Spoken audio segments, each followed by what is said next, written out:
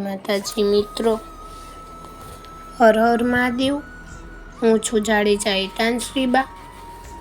કેમ છો બધા? સ્વાગત છે તમારું આપણી ચેનલ જાડેજા હેતાંશ્રીબામાં। શું તમે જાણો છો કે શ્રાવણ માસનો એક એવો સોમવાર પણ છે જે તમારા જીવનમાં સાકર જેવી મીઠાશ ભરી શકે છે? હા, હું વાત કરી રહી છું સાકરિયા સોમવારના પવિત્ર વ્રતની। આ કોઈ સામાન્ય વ્રત નથી। જેમના લગ્નમાં અડચણો આવતી હોય, ઘરમાં અશાંતિ રહેતી હોય કે પછી ભોળાનાથની અસીમ કૃપા મેળવવી હોય, એમના માટે આ વ્રત એક ચમત્કાર સમાન છે। મહાદેવજીની પૂજામાં સાકરનો આવો અદ્ભુત પ્રયોગ અને તેની પાછળ છુપાયેલું રહસ્ય કદાચ તમે પહેલાં ક્યાંય સાંભળ્યું હશે। આ વ્રત પાછળ એક એવી ધમાકેદાર અને હૃદયસ્પર્શી વાતો જોડાયેલી છે જે સાંભળીને તમારા રૂવાડા ઊભા થઈ જશે અને ભોળાનાથ પરની તમારી શ્રદ્ધા 100 ગણી વધી જશે। તો આ રહસ્યમય વાર્તા અને વ્રતની મહિમા જાણવા માટે વિડીયોને અંત સુધી બન્યા રહેજો। ચાલો શરૂ કરીએ આજની આ ખાસ વાર્તા। શ્રાવણ માસના જે પ્રથમ સોમવાર આવે છે તે સોમવારે વ્રત કરવું।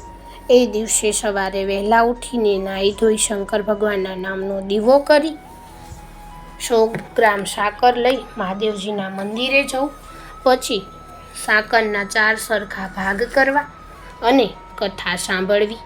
આખો દિવસ ઉપવાસ કરવા અને પ્રસાદના સાકરના 1 ભાગ સવારે, 1 ભાગ બપોરે અને 1 ભાગ સાંજે ખાવો તથા ચોથો ભાગ પ્રસાદીમાં વહેંચી દેવો।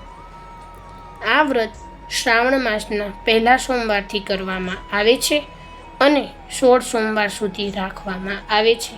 એક ગામ હતું। એ ગામમાં એક કોઢિયો બ્રાહ્મણ રહેતો હતો।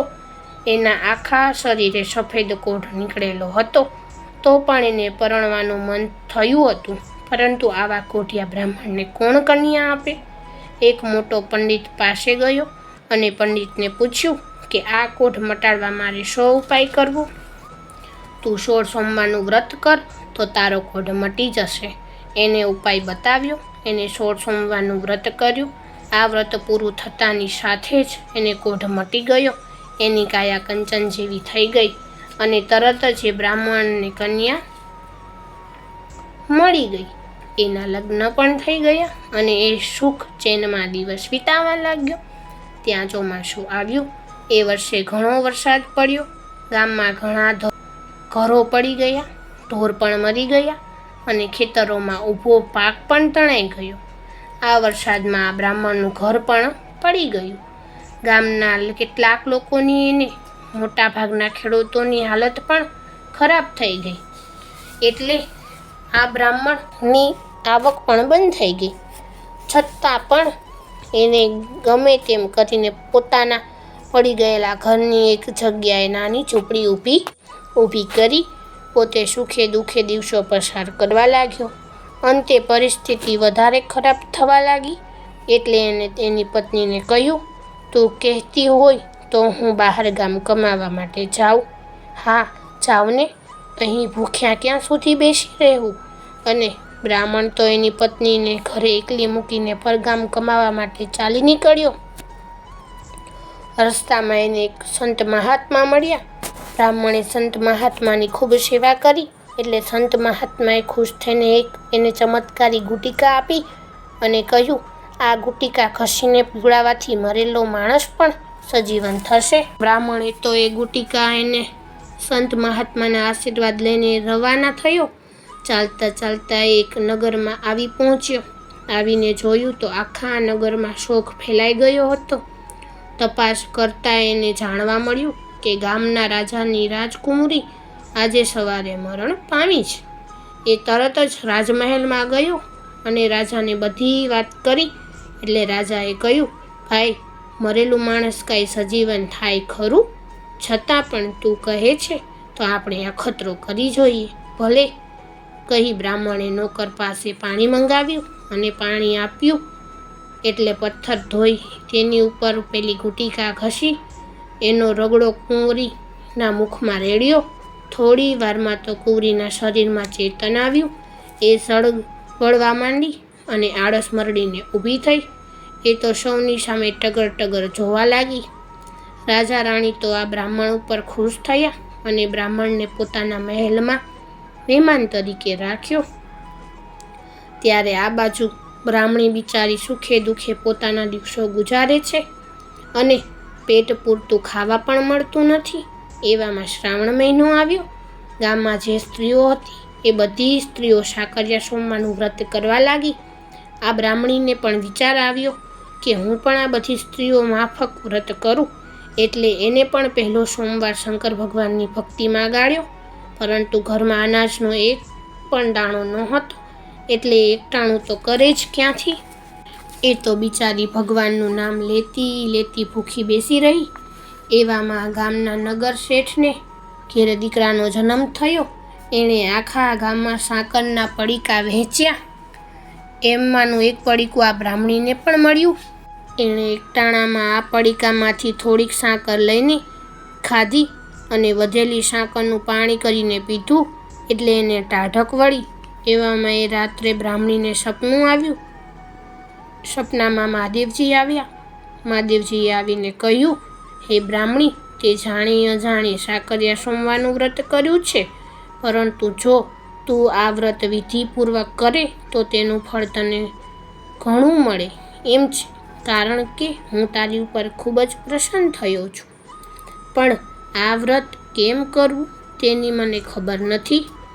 તો શ્રાવણ મહિનાના 4 સોમવારે સવારે વહેલા ઉઠવાનું, નાહી ધોઈ વહેલા પરવારવાનું અને શંકર ભગવાનનો દીવો કરવાનો. પછી 100 ગ્રામ સાકર લઈ મહાદેવજીના મંદિરે જવાનું. ત્યાં જઈને સાકરના 4 સરખા ભાગ કરવાના. એમાંનો એક ભાગ મહાદેવજીને ચડાવવાનો, બીજો ભાગ રમતા બાળકોને આપવાનો, ત્રીજો ભાગ પ્રસાદી તરીકે પોતે રાખવાનો અને ચોથો ભાગ નદી તળાવમાં પધરાવી દેવાનો. વળી તે દિવસે નકોડા ઉપવાસ કરવાનો. જ્યારે તરસ લાગે ત્યારે આ સાકરનું પાણી પીવાનું. એ દિવસે મહાદેવજીની કથા સાંભળવાની અને સાંભળતી વખતે જય મહાદેવજી, જય મહાદેવજી એ હુંકારો દેવાનો. પછી સાંજ પડે ત્યારે મહાદેવજીની પૂજા કરવાની. બાદ આરતી ઉતારવાની. રાતના જમીન પર અથવા શેતરંજી પાથરીને સૂઈ રહેવાનું. આ રીતે 16 સોમવાર સુધી વ્રત કરવાનું અને છેલ્લા સોમવારે વ્રત પૂરું થાય એટલે એની ઉજવણી કરવાની. ઉજવણીમાં સવાશેર ઘઉંનો લોટ લેવાનો, એમાં સવાશેર ગોળ નાખીને બધું ભેગું કરવાનું અને કુલ 4 લાડુ બનાવવાના. એમાંથી એક લાડુ મહાદેવજીને ધરાવવાનો, બીજો લાડુ બાળકને આપવાનો, ત્રીજો લાડુ પ્રસાદ તરીકે વેચી દેવાનો અને ચોથો લાડુ પોતાને માટે રાખવાનો.